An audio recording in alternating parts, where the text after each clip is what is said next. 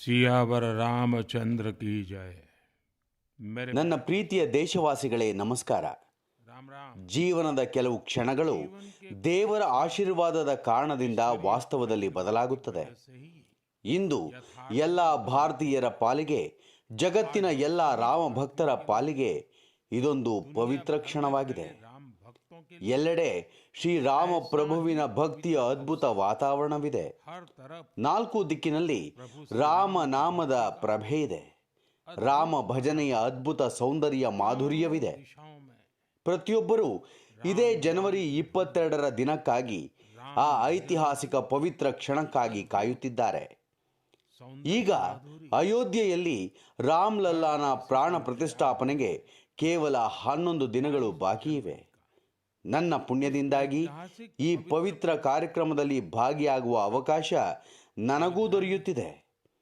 ಇದು ನನ್ನ ಪಾಲಿಗೆ ಕಲ್ಪನಾತೀತ ಅನುಭವದ ಸಂದರ್ಭವಾಗಿದೆ.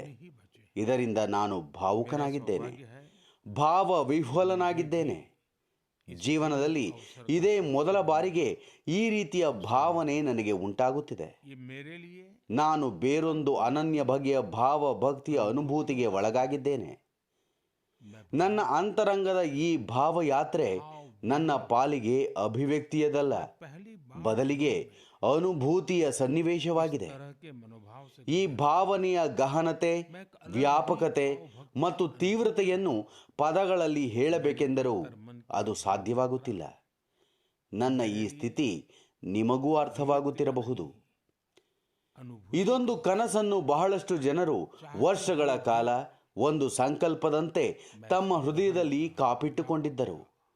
ಈ ಕನಸು ಸಿದ್ಧಿಯಾಗುವ ಸಂದರ್ಭದಲ್ಲಿ ಉಪಸ್ಥಿತಿ ಇರುವ ಸೌಭಾಗ್ಯ ನನಗೆ ದೊರಕಿದೆ. ಪ್ರತಿ ಭಾರತೀಯರ ನಿಮಿತ್ತ ಪ್ರತಿನಿಧಿಯಾಗುವ ಅವಕಾಶವನ್ನು ದೇವರು ನನಗೆ ನೀಡಿದ್ದಾರೆ. जिस स्वप्न को ಇದು ನಿಮಿತ್ತ ಮಾತ್ರ. अनेकों ಭವತ್ ಸವ್ಯಸಾಚಿ, ಇದೊಂದು ಬಹುದೊಡ್ಡ ಜವಾಬ್ದಾರಿ. ನಮ್ಮ ಪ್ರಾಚೀನ ಶಾಸ್ತ್ರಗಳಲ್ಲಿ ಹೇಳಿರುವಂತೆ ನಾವು ದೇವರ ಯಜ್ಞ ಮಾಡಲು, ಪ್ರಾರ್ಥನೆ ಮಾಡಲು ದೈವ ಚೇತನ ಸ್ವಯಂ ಜಾಗೃತಿ ಉಂಟು ಮಾಡುತ್ತದೆ. विधि के समय ಇದಕ್ಕಾಗಿ ಶಾಸ್ತ್ರಗಳಲ್ಲಿ ವ್ರತ ಮತ್ತು ಕಠೋರ ನಿಯಮ ಹೇಳಲಾಗಿದೆ. सभी ಇದನ್ನು ಪ್ರಾಣ ಪ್ರತಿಷ್ಠೆಗೆ ಮುನ್ನ ಪಾಲಿಸಬೇಕಾಗುತ್ತದೆ. निमित्त बनाया है। ಇದಕ್ಕಾಗಿ ಆಧ್ಯಾತ್ಮಿಕ ಹಾದಿಯ ಹಲವು ತಪಸ್ವಿ ಆತ್ಮಗಳು ಮತ್ತು ಮಹಾಪುರುಷರಿಂದ ನನಗೆ ಮಾರ್ಗದರ್ಶನ ದೊರಕಿದೆ. ಅದನ್ನು ಯಮ ನಿಯಮ ಎನ್ನಲಾಗುತ್ತದೆ. में भी कहा गया ಅದರ ಅನುಸಾರ ನಾನು ಇಂದಿನಿಂದ 11 ದಿನಗಳ ವಿಶೇಷ ಅನುಷ್ಠಾನ ಆರಂಭಿಸುತ್ತಿದ್ದೇನೆ.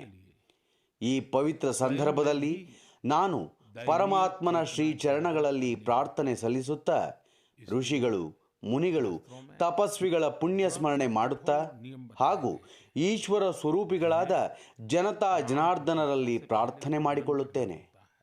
ಅದೇನೆಂದರೆ, ನನಗೆ ಯಾವುದೇ ಕೊರತೆಯಾಗದಂತೆ ನೀವು ನನಗೆ ಕಾಯ ವಾಚ ಮನಸ ಆಶೀರ್ವಾದ ಮಾಡಿ. 11 ದಿನಗಳ ನನ್ನ ಈ ಅನುಷ್ಠಾನವನ್ನು ನಾಸಿಕ್ ಧಾಮ ಪಂಚವಟಿಯಿಂದ ಆರಂಭಿಸುತ್ತಿರುವುದು ನನ್ನ ಸೌಭಾಗ್ಯವಾಗಿದೆ.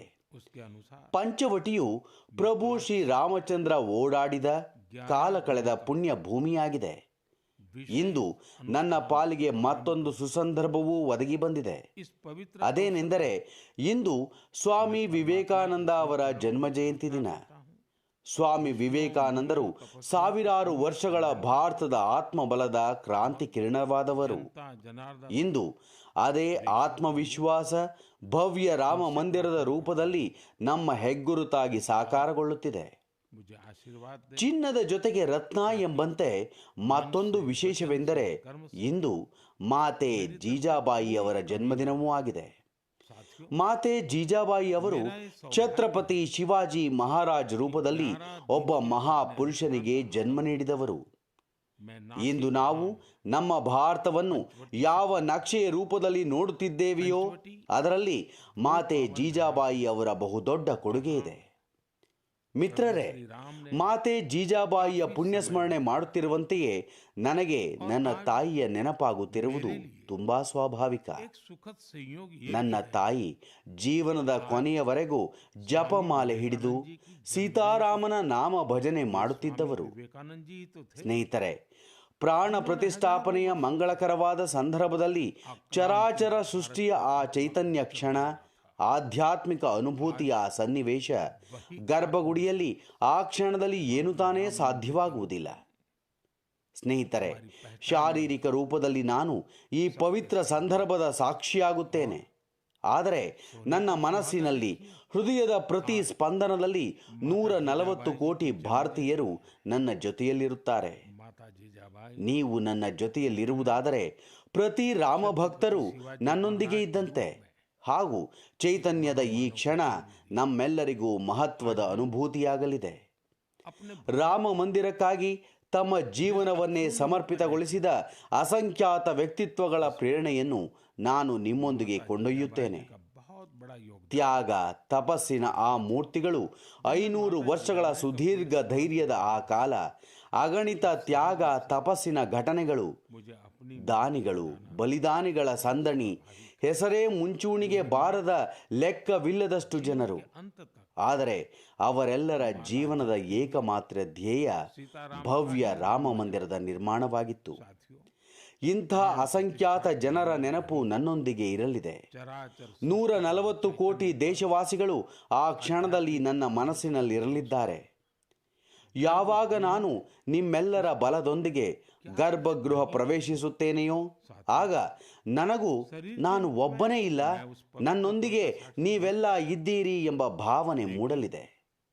ಸ್ನೇಹಿತರೆ, ಈ 11 ದಿನಗಳು ವ್ಯಕ್ತಿಗತ ರೂಪದಲ್ಲಿ ಮಾತ್ರವಲ್ಲ, ನನ್ನ ಭಾವಲೋಕದಲ್ಲೂ ನೀವೆಲ್ಲರೂ ಸಮನ್ವಿತರಾಗಲಿದ್ದೀರಿ. आप मेरे साथ ನೀವು ಕೂಡ ಮಾನಸಿಕವಾಗಿ ನನ್ನ ಜೊತೆಯಾಗಿರಿ ಎಂಬುದೇ ನನ್ನ ಪ್ರಾರ್ಥನೆ.